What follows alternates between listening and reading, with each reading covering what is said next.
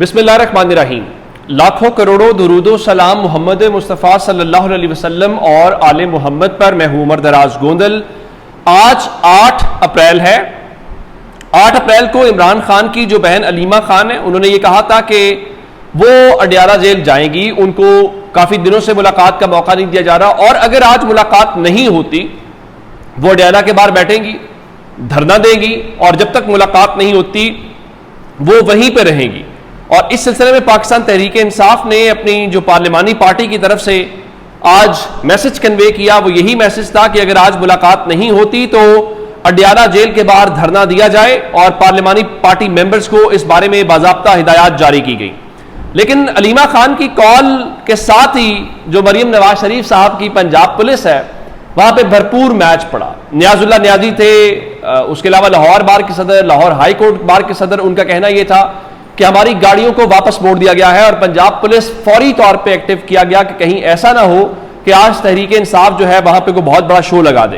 तो अब वो चूंकि धरने का कह चुके हैं, तो अब इस सिलसिले में कहा गया है कि जो अडियाला जेल का गेट नंबर 1 है, गेट नंबर 3 है और गेट नंबर 5, वहां पे पंजाब पुलिस की भारी नफरी को तैनात कर दिया गया है, और अडियाला जेल को आने वाले रास्तों पर 7 मुख्तलिफ मकामात के ऊपर जो है वो नाके लगाए गए हैं। वहां पर जो एलीट फोर्स के एहलकार हैं उनको तैनात किया गया है, जबकि जो खवातीन पुलिस है उनकी बड़ी तादाद भी अडियाला जेल की जो चौकी है उस पर मौजूद है, ताकि तहरीक इंसाफ से किसी तरीके से आज इस मामले को रोका जाए। अब सवाल यह है कि जितना आप इसके ऊपर कोशिश कर रहे हैं कि आप उनको ना करें, तो अब बाकी को भी कर लें। अब इतलात यह है कि नाके के करीब जो तैयबा राजा हैं और जो दीगर खवातीन हैं उनको पंजाब पुलिस की जानिब से बाकायदा तहवील में ले लिया गया है। तो अब इसका मतलब ये हुआ कि वहां पे जो एक्शन है वो शुरू कर दिया गया है। तो अब आप या तो मुलाकात करवाएं, और अगर मुलाकात नहीं करवाना चाहते तो लोग एहतजाज करना चाहते हैं तो आप उनको एहतजाज करने दें। लेकिन अगर आप अडियाला जेल के बाहर ये सूरत हाल करेंगे तो इसका मतलब क्या हुआ? इसका मतलब ये हुआ कि आप चीजों को ठीक करने की बजाय आप चीजों को खराब करने के ऊपर तुले हुए हैं। तो अगर आप खराब करना चाहते हैं तो फिर ठीक है, आपको कोई रोक नहीं सकता, वो आपकी चॉइस है, वो उसके ऊपर आप जो मर्जी करें। क्योंकि मरियम नवाज शरीफ आज खुद इस्लामाबाद के अंदर मौजूद हैं, और वहां पे पाकिस्तान मिनरल्स इन्वेस्टमेंट फोरम की आज तकरीब थी, जिसमें हमने देखा कि स्टेज के ऊपर कोई 6 शख्सियात मौजूद थी, और दरमियान में आर्मी चीफ और मरियम नवाज थे, और आर्मी चीफ की दाएं तरफ शहबाज शरीफ खड़े थे, उनकी दाएं तरफ आगे सिंध के वजीर आला मुराद अली शाह खड़े थे, और मरियम नवाज की लेफ्ट साइड के ऊपर सरफराज बुगटी जो बलूचिस्तान के वजीर आला हैं वो खड़े थे, और एक और शख्स दाढ़ी में, वेस्ट कोट में, और उन्होंने रिवायती किस्म की टोपी पहनी हुई थी, वो दिखाई दिए स्टेज के ऊपर।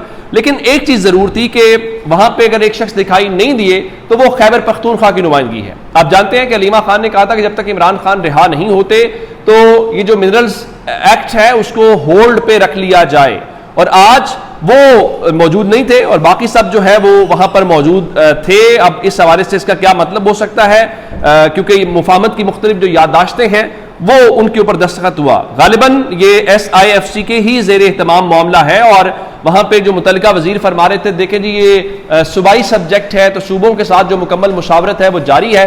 अगर सूबों के साथ मुकम्मल मुशावरत जारी है तो आज एक सूबे के चीफ एग्जीक्यूटिव अली अमीन गंडापुर इस स्टेज के ऊपर, जिसके ऊपर आर्मी चीफ भी मौजूद है, जिसके ऊपर मरियम नवाज भी मौजूद है, मुराद अली शाह भी मौजूद है, सरफराज बुगटी भी मौजूद है, और शहबाज शरीफ भी मौजूद है। तो सूबे का चीफ एग्जीक्यूटिव मौजूद क्यों नहीं? मेरे ख्याल से खुद ये खबर है, लेकिन ये कैसी खबर है, इसमें जितनी ज्यादा बात की जाएगी तो फिर आपको पता ही है कि मसाइल वहां पे क्या कुछ होते हैं। तो अब मरियम नवाज के बारे से अगर वो इस्लामाबाद में मौजूद हैं तो उनको मालूमात होंगी कि पिंडी में या अडियाला जेल की हद में क्या हो रहा है, या उनके अप्रूवल के साथ उनसे लिया गया होगा कि आज करना हमने क्या है। तो ये तो सूरत हाल हो गई एक। अब एक जरदारी साहब के मुतालिक, चूंकि लोग बहुत सारे मुझे फोन कॉल्स मैसेजेस करके पूछते हैं, जी वो सोशल मीडिया पे आसिफ जरदारी के हवाले से ये चल रहा है, तो आप बताएं कि असल खबर क्या है, उनकी सेहत की क्या अपडेट है, क्या बताया जा रहा है, मीडिया सच बोल रहा है नहीं बोल रहा। तो अब चूंकि वो काफी दिनों से जेर इलाज हैं, उनके डॉक्टर्स ने बताया था कि 2-3 दिन में वो डिस्चार्ज हो जाएंगे, लेकिन वो अभी तक डिस्चार्ज नहीं हुए। बिलावल जरदारी जो हैं 10 दिन के लिए दुबई चले गए हैं। अब आसिफ जरदारी के जेर इस्तेमाल जो खुसूसी तैयारा है वो 1 हफ्ता कराची में खड़ा रहा, और खड़े रहने के बाद सदर को लिए बगैर वो वापस इस्लामाबाद चला गया है। तो अब इसका क्या मतलब है कि सदर साहब जो है, इसका मतलब है इस्लामाबाद नहीं गए, एक हफ्ते से वो कराची के अंदर है, या आप यूं समझिए कि इस्लामाबाद से गए हुए हैं। तो अब इस तरह से उमूर मुमलिकत आपने चलाने हैं। तो मैंने पहले भी कहा था कि क्या ये एक तोजी हो सकती है कि सेहत की बुनियाद के ऊपर, अगर उनकी सेहत ठीक नहीं है, अल्लाह ताला उनको सेहत याब करे, तो वो स्टेप डाउन करें और जो शख्स ठीक है वो इस पोजीशन को संभाले। लेकिन मेरे ख्याल से ऐसा नहीं होगा। फिर आज जहां पे सुप्रीम कोर्ट ने 9 मई के हवाले से ये इंस्ट्रक्शंस दी कि 4 महीने में इन केसेस को वाइंड अप किया जाए, तो उसके साथ जो आईनी बेंच है उसने मिलिट्री ट्रायल के हवाले से बताया गया है कि उनके खिलाफ अपीलों पे समाज जल्द खत्म करने का इंदिया दिया है। और जस्टिस जमाल खान मंदोखेल बोले कि एक साजिश जो अभी हुई ही नहीं है उस पर कानून का इत्तलाक कैसे होगा। तो जस्टिस मुसरत हिलाली ने फिर सवाल किया कि क्या आम कानून साजी करके शहरियों से बुनियादी हुकूक लिए जा सकते हैं? क्या आईनी तरमीम करके सिविलियन का मिलिट्री ट्रायल नहीं होना चाहिए था? यानी उनके मुताबिक सवाल यह था कि क्या आईनी तरमीम नहीं होनी चाहिए थी जैसे पहले दहशतगर्दी के हवाले से मामलात को हुए थे। तो आज जो जाफर एक्सप्रेस वाकया है उसके ऊपर भी बात हुई। तो उसके बाद एक जुमला कहा जैसे जमाल खान मंदोखेल ने, उन्होंने कहा मुसल्लह अफवाज का बुनियादी काम मुल्की दिफा है। तो वहां पे बात इस तरीके से हुई, उन्होंने कहा देखे जी वो क्या बोलान में होने वाला ट्रेन का वाकया रियासती मफाद के खिलाफ नहीं था। आर्म फोर्सेस का बुनियादी काम तो दिफा पाकिस्तान का है।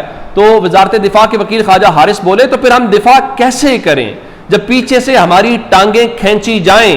तो मंदोखेल साहब ने उनको कहा यह कोई जज्बाती होने का नहीं, मुल्की सिक्योरिटी का मामला है। क्या यह सिक्योरिटी ऑफ स्टेट नहीं है?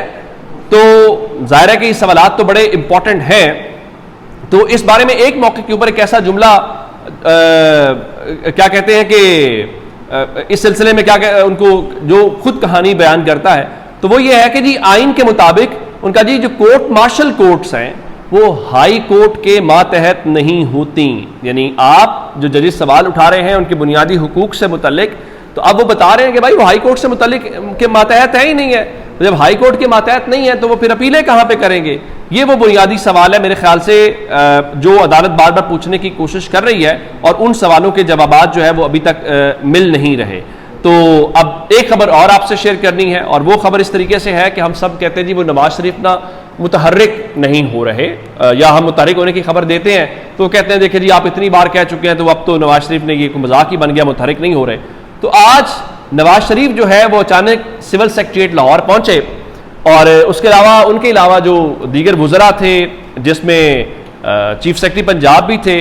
तो आप जानते हैं कि लाहौर वो एक लाहौर के हवाले से बताया गया जाके अथॉरिटी बनाई गई थी जो हेरिटेज को लेके, वो अब बताया गया है कि लाहौर हेरिटेज रिवाइवल अथॉरिटी जो है लहरा के नाम से जो थी, तो लहर के नाम से उसके चूंकि वो पैटर्न इन चीफ बनाए गए थे तो अब आज उन्होंने उसकी जो गवर्निंग बॉडी है उसका इजलास किया और लाहौर की जो तारीखी इमारतें हैं उनको बेहतर बनाने के हवाले से तजावीज़ थी। जो सीनियर बोर्ड मेंबर रेवेन्यू हैं, डीसी लाहौर हैं, DGLDA हैं, उन्होंने ब्रीफिंग दी और इसके अलावा कुछ परवेज़ रशीद के अलावा कुछ सीनियर सहाफ़ी भी आज उस मामले में मौजूद थे। अभी उसकी ऑफिशियल जो फुटेज है वो जारी नहीं की गई, लेकिन हमारे पास जो तस्वीर या बाकी चीज़ें आई हैं तो आप यूं समझिए कि आपका इंतज़ार ख़त्म हो गया है और नवाज शरीफ जो हैं वो लाहौर में मुतहर्रिक हो गए हैं। और मुतहर्रिक इस सिलसिले में हुए हैं कि लाहौर की जो पुरानी इमारतें हैं, जो रास्ते हैं, उनको रिवाइव किया जाएगा।